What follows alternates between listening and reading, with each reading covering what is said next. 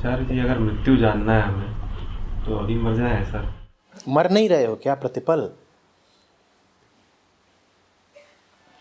मरने का मतलब मिटना ही तो होता है। तुम्हारे शरीर में एक भी कोशिका बची है वो जो जन्म के वक्त थी? जन्म के वक्त तुम्हारे शरीर में जितनी कोशिकाएं थी उसमें से एक भी बची है? तो कहां है वो जिसने जन्म लिया था? मर ही नहीं गया क्या वो? अरे बाबा, इसमें जितने अणु परमाणु हैं वो सब बिखर जाएं, एक भी ना बचे, तो क्या ये बचेगा? तुमने भी जब जन्म लिया था तो तुम्हारे शरीर में जितनी सेल्स थी, कोशिकाएं थी, उसमें से मैं पूछ रहा हूं एक भी बची है? एक बता दो, एक भी बची है? अगर नहीं बची है तो तुम तो कब के मर चुके। तुम हो कहां? तुम तो प्रतिपल मर रहे हो।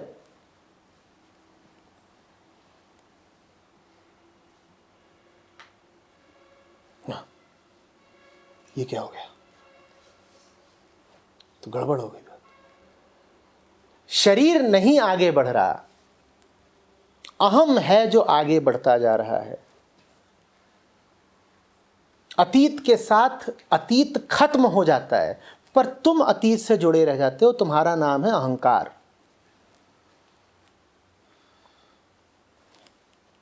कल बीत गया पर तुम कल से अभी भी जुड़े हुए हो। पुरानी कोशिकाएं कब की झड़ गईं, तुम अभी भी अपने आप को वही मानते हो जो जन्मा था। इसका नाम है अहंकार। मर तो रही हो। मरने का मतलब होता है जो है अब वो नहीं रहा, और जो अभी है वो आगे नहीं रहेगा। समय का अर्थ ही है मृत्यु।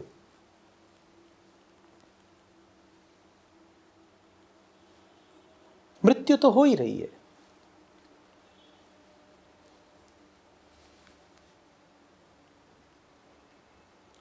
तुम जब 10वीं में थे तो धनुकलाल से तुमको बहुत प्रेम था कि नहीं? तुम्हारे साथ पढ़ता था धनुकलाल। देखो, तुम्हें उसका नाम भी नहीं याद है। मुझे याद है क्योंकि अभी बाहर में घूम रहा था तो आगे बता गया कि ये बड़े बेवफा निकले। 10वीं में हमारे ही टिफिन खाते थे। हमने ही नकल करके करवा के इनको पास करवाया और हमें भूल गए बिल्कुल। पूछो, अभी धनुकलाल याद है? पूछो। धनुकलाल नहीं याद तो धनुकलाल का क्या हुआ? मर गया ना? मर गया कि नहीं मर गया? जिसका आप तुमको नाम भी नहीं याद वो मर गया कि नहीं मर गया? देख लो क्या हो रहा है। कितना कुछ है तुम्हारे अतीत में जो तुम्हें अब याद भी दिलाया जाए तुम्हें याद नहीं आएगा। उसका क्या हुआ? मर गया ना? वो संबंध भी नहीं बचा, वो व्यक्ति भी नहीं बचा जिस व्यक्ति को तुम पूर्णतया भूल चुके हो। ऐसा भूल चुके हो कि तुम्हें अब कितना भी याद दिलाया जाए तुम्हें याद ना आए। वो मर गया कि नहीं मर गया? तुम्हारे लिए तो मर ही गया ना। मृत्यु तो लगातार घट ही रही है। तुम माने बैठे हो कि हम हैं, और ये तुम लगातार मानते ही रहोगे। क्यों? क्योंकि जब मृत्यु आएगी तब तुम बचोगे नहीं। जब तक तुम हो तब तक तुम मानने के लिए जिंदा हो कि हम तो हैं। इतनी मृत्यु देखने के लिए तो कोई बचता नहीं ना। जब तक तुम हो तुम यही मानोगे हम हैं। तुम हो ही नहीं। समझाने वाले समझा गए हैं कि तुम एक भ्रम हो, तुम एक फंडामेंटल मिथ हो।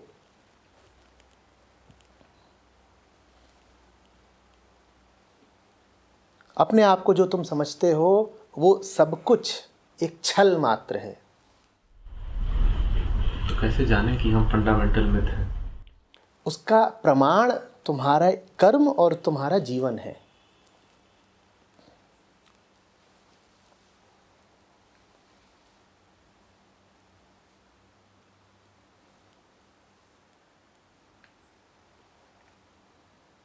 तुम्हें जो चाहिए हो, तुम्हें वो मिल रहा हो अपने द्वारा जिए जा रहे जीवन से, तो फिर मामला सच्चा होगा। पर अगर नहीं मिल रहा तो फिर सब भ्रम छलावा ही तो है, और क्या है।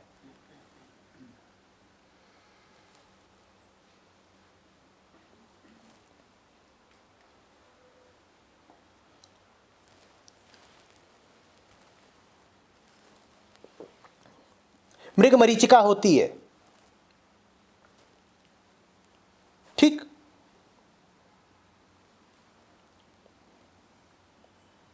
और व्यक्ति को लगता है वहां पर है पानी। पानी मिला नहीं, आदमी प्यासा। फिर दोबारा उसे मरीचिका में भ्रम हुआ, उसे लगा पानी मिलेगा, पानी मिला नहीं, आदमी प्यासा। कोई अगर ऐसा मिले जो सिर्फ भ्रमित ही भ्रमित होता हो, तो फिर तो यह समझ में आएगा ना कि इसने तो भ्रम के साथ ही स्वार्थ जोड़ लिया है। वरना अगर इसे वास्तव में प्यास लगी होती तो कभी तो इसने मरीचिका को छोड़ करके पानी की ओर, सरोवर की ओर भी गमन किया होता।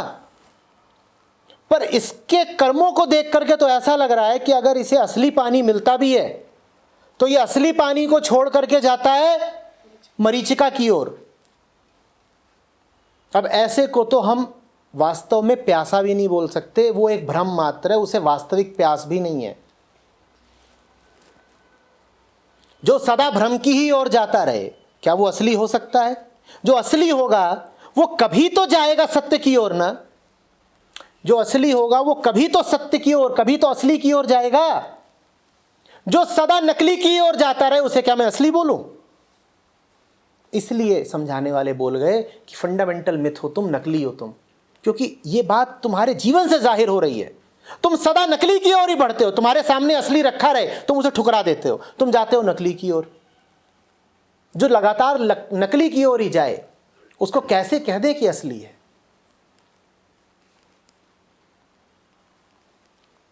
एक बार तुम सही चुनाव कर लो तो हम कह पाए कि असली हो तुम। कभी असली का भी वर्ण करके दिखा दो तो साबित हो जाएगी असली हो तुम। दो राहें तो मैंने कहा तुम्हें खूब मिलते हैं। हमने बात करी कि तुम वो हो जो चुनावों का अभ्यस्त है, तुम वो हो जो लगातार चुनता रहता है। वो बात अधूरी थी, मैं बात पूरी करता हूं।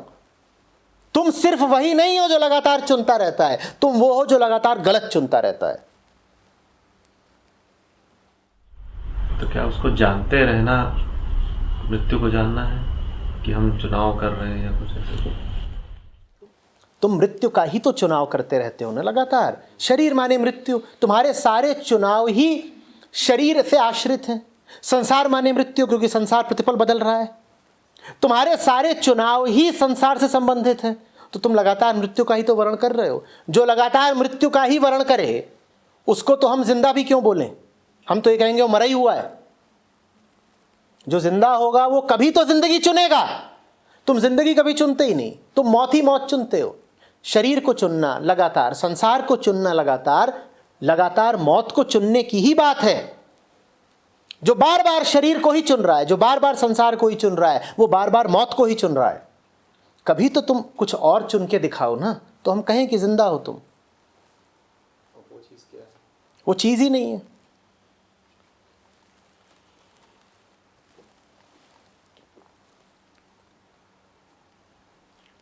पर कुछ तो होगा। तुम्हारी बेकरारी सबूत है कि कुछ तो होगा। अब क्या है हमें क्या पता? मतलब संसार को मत चुनो। पता नहीं, इतना सस्ता है कि यूं ही बैठे बैठे आचार्य जी बता देंगे। तुम 3 दिन के लिए आओगे, मेरे लिए एक यूं ही सस्ता सा आसन तैयार कर दोगे और दिल पे पत्थर रख के रात्रि जागरण कर लोगे, तो मैं तुमको बता जाऊंगा कि वो चीज क्या है जी। इतनी आसानी से मिलती होती तो फिर लो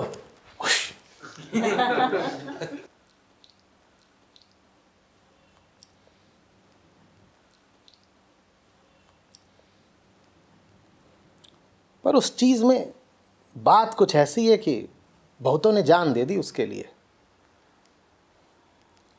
अरे जान बाद में देना, तुम जिंदगी ही दे दो पहले। और जिंदगी भी बाद में देना, तुम जिंदगी का एक बड़ा हिस्सा ही दे दो।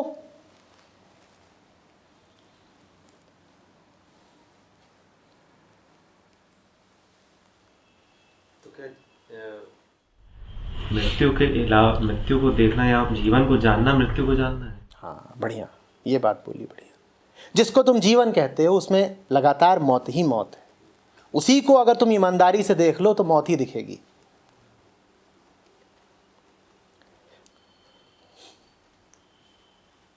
तो जब उसको देखना शुरू करेगा तो सब छूटता ही नजर आएगा। छोड़ो, कोई ज़बरदस्ती थोड़ी है। क्यों भाई, केले किस लिए? केले खाओ, बाजा बजाओ, जहाज का क्या है, ससुरा डूबेगा ही। क्यों भाई राघव? और जहाज जब बिल्कुल डूब नहीं लगे तो ओला बुला लेना, राघव है। वो गया ही है वहां इसलिए कि मुक्ति दिलाऊंगा लोगों को। भाव सागर में न जाने कितने जहाज डूब रहे हैं, मैं उनके लिए गाड़ी भेजा करूंगा। आध्यात्मिक मिशन पर है लड़का। जिद चाहिए इसका मतलब। पता नहीं क्या चाहिए। देखते रहना, छूटता भी है तो फिर बार बार उसका अभ्यास करना ही छूट रहा है। इश्क चाहिए। जिद विद तो छोटी बातें हैं, इश्क चाहिए। किसी अनजान जिसे ना देखा ना सुना से इश्क। कॉलेज में भी करते थे तुम? और क्या, कोई बता जाता था छंगीमल कॉलेज में ना बीकॉम सेकेंड ईयर की आई है नहीं, और तुरंत तुम्हारे बहारें उठने लगती थी। शक्ल देखी थी उसकी, बस कोई बता गया आई है अभी, और तुम लगते थे बाइक लेके कॉलेज का चक्कर मारने। अब जानते भी नहीं हो नाम क्या है, क्या है, कोई हूर आ गई है नहीं। सर उसमें कम से कम एक इमेजिनेशन रेफरेंस पॉइंट था कि हाँ ये इश्क है, इमेजिन तो कर। इसीलिए फिर मूर्ति पूजा है। जो लोग बस शुरुआत ही करना चाहते हो वो उन्हीं के लिए हैं, क्योंकि तुम मानते ही नहीं कि निराकार से भी प्रेम हो सकता है। तो फिर जो नए नए पथगामी होते हैं उनकी यात्रा का आरंभ कराने के लिए उन्हें कोई चित्र, कोई छवि, कोई कल्पना या कोई मूर्ति दी जाती है। तो गुरुजी निराकार कैसे जाने? तुम साकार से ही शुरू कर लो।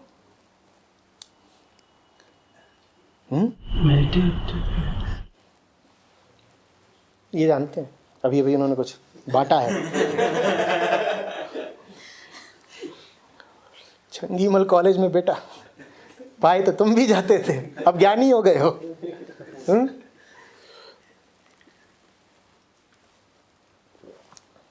कुछ नहीं होगा ध्यान से। इश्क माने इश्क, इश्क पहले आता है, ध्यान बाद में आता है।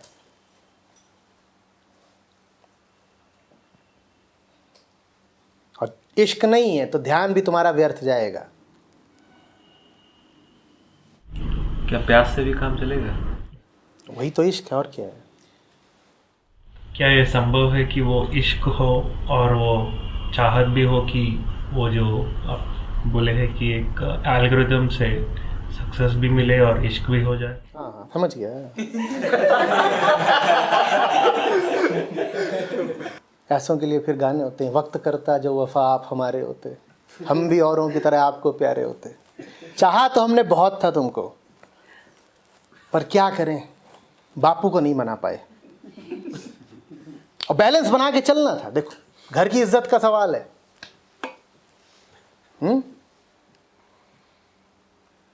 हम बेवफा नहीं थे, इश्क में हमारी कमी नहीं थी।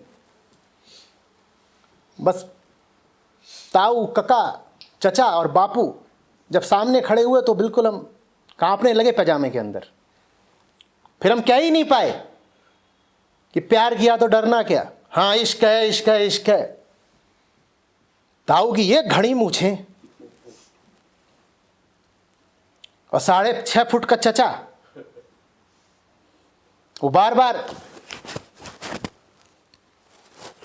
डोले हिलाए अपने। 4 जब मर्द सामने हमारे खड़े हुए तो इश्क हवा हो गया। फिर जिंदगी भर कहते हैं हमारी भी एक प्रेम कहानी थी। उस प्रेम कहानी का फल अब हमें मामा कहता है।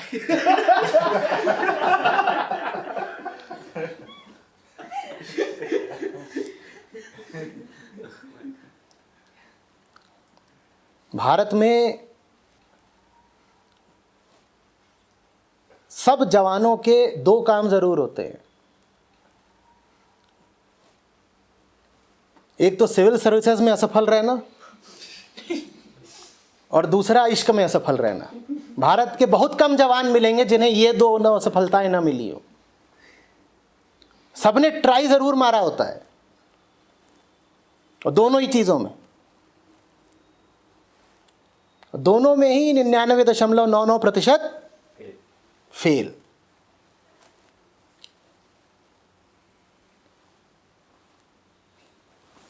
सबके पास एक हमारी अधूरी कहानी जरूर होती है।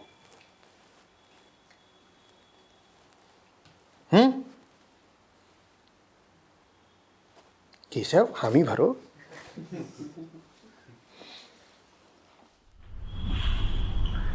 तो निराकार में कैसे जिया जाए? तुम साकार से शुरू करो, फिर दोहरा रहा हूं। निराकार अगर तुम्हारी बुद्धि के पार पड़ता है, जो वो पड़ेगा ही क्योंकि वो बुद्धि से आगे का है। निराकार अगर तुम्हारी कल्पना में नहीं समाता, जो कि वो नहीं समाएगा क्योंकि वो कल्पना से आगे का है, अरे तो तुम किसी ऐसे स्वरूप साकार से शुरू कर लो ना जिसमें तुम्हें उसकी छवि दिखती हो। मंदिर और किस लिए होता है, मूर्ति और किस लिए होती है? क्योंकि सामान्य जनों के लिए बड़ा मुश्किल होता है अरूप को, अनाम को, असीम को समर्पित हो जाना। तो फिर उनको एक जगह दे दी जाती है, उनको एक विधि दे दी जाती है, उन्हें एक नाम, एक मूर्ति दे दी जाती है कि तुम इसको अपने ध्यान का केंद्र बना लो। तो कहते हैं ठीक, प्यारी नहीं है, प्यारी की पायल तो है, उसी को सीने से लगाए रहेंगे।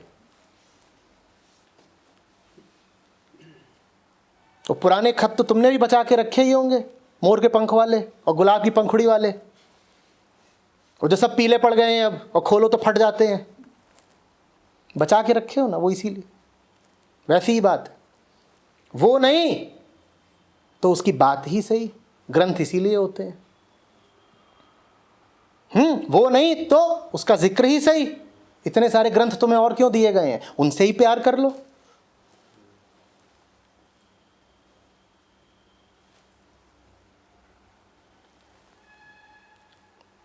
अभी भी तुम सब की पॉकेट टटोली जाएं, पर्स इत्यादि खुलवाए जाएं, तो 2-4 तस्वीरें तो जरूर निकल आएंगी। निकल आती हैं कि नहीं?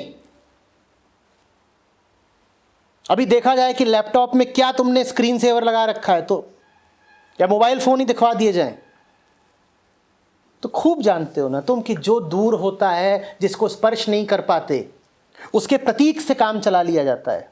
जानते हो ना? तो जो उतनी दूर है उसके प्रतीक से ही शुरुआत कर लो, जो तुम्हें उसकी याद दिला दे उसके ही निकट हो लो।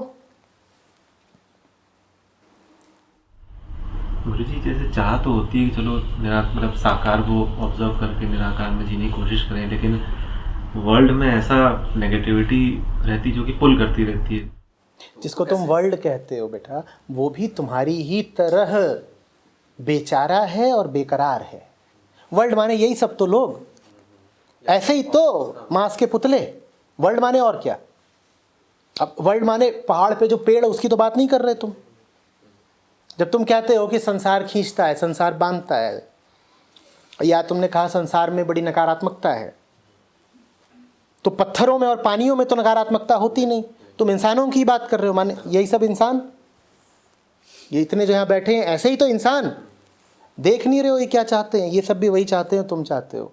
क्यों तुम इन पे इल्ज़ाम रख रहे हो कि ये नेगेटिव है या बुरे हैं?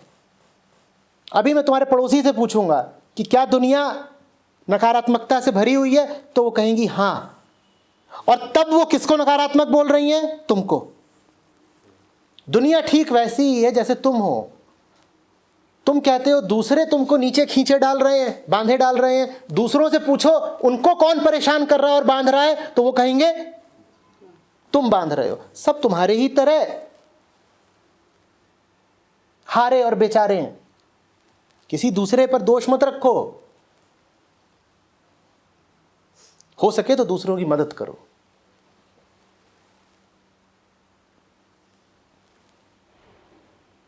कोई बुरा नहीं है, सब एक ही राह के पथिक हैं। तुम दूसरों के लिए बुरे हो, दूसरे तुम्हारे लिए बुरे हैं।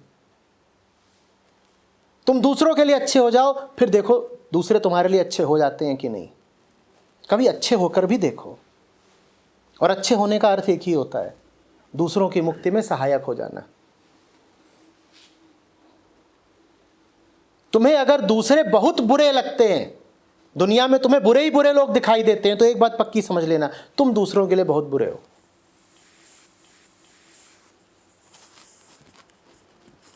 अच्छा होना आजमा के देखो, एक बार आजमा के देखो अच्छा होना, अच्छा लगेगा।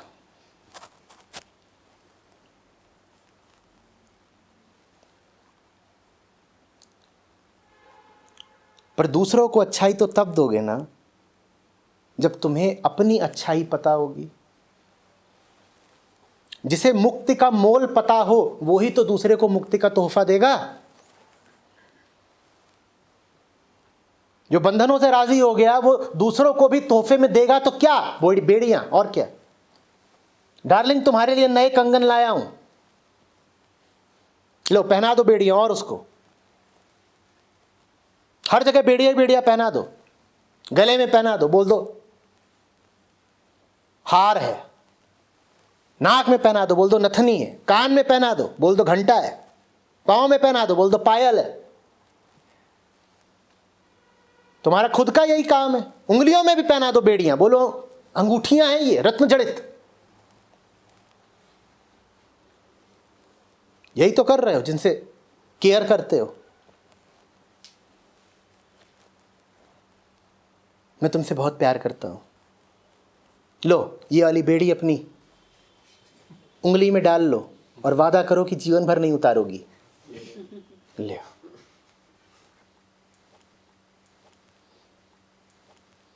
धीरे से पीछे मुड़ो, उसको बोलो चलो खेलते हैं, 10 की गिनती गिनो, मैं भी गिनूंगी, और जब तक वो 10 की गिनती गिने तब तक तुम सरहद पार हो जाओ। इतनी जोर से भागो, जहां ही कोई आए कि ये अंगूठी लाया हूं देवी तुम्हारे लिए। संसार अप्रूव नहीं करता इस बिहेवियर को। संसार मन ये लो, कौन है भाई डिसअप्रूव कर रहा है? डंडा उठाना होते तो जो वहां रखा था।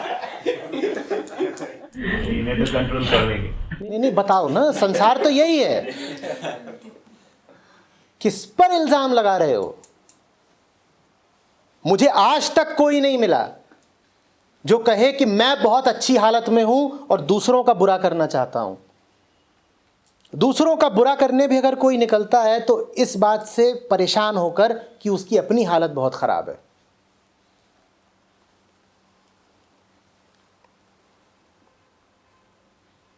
कोई मुझे दिखा दो जो सर्वथा तृप्त हो और दूसरे का बुरा चाहता हो, दिखा दो। कई बार ना चाहते हुए भी बुरा करना पड़ता है, ऑफिस ये सब एक दूसरे का ऐसे ही बुरा कर रहे हैं। सब एक दूसरे का ऐसे ही बुरा कर रहे हैं। तुम्हें लगता है कि वो बुरा है तो उसकी अच्छाई भी करूंगा तो समझेगा नहीं, और जो तुम्हें लगता है ठीक वही बात दूसरे को भी लगती है। मैं कह रहा हूं आजमा के देखो भलाई को। सब कुछ तो आजमा लिया, एक बार ये भी थोड़ा बहुत प्रयोग तो करो।